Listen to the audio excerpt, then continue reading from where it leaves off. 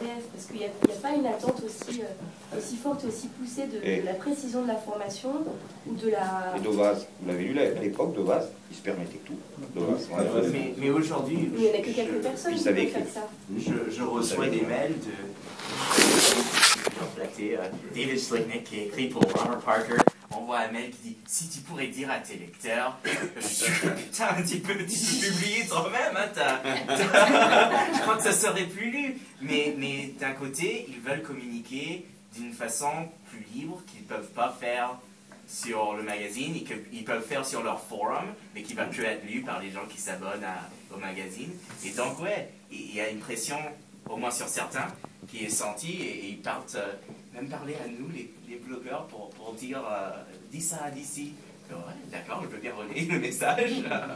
Et c'est important.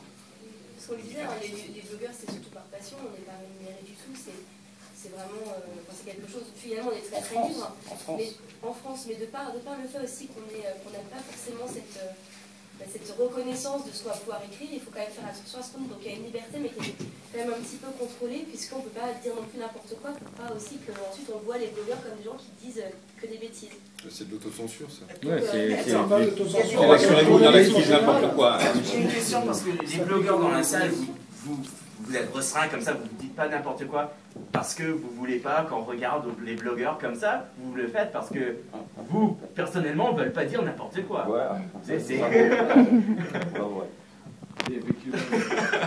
La réponse à ta question de tout à l'heure, c'est-à-dire que quand on n'est pas journaliste, moi j'ai fait un blog vigneron, j'avais plein de choses à raconter au départ, et puis j'avais de l'énergie à mettre là-dedans, et quand j'ai fait une ou deux fois le site de l'année, bon, ça s'est restreint terriblement.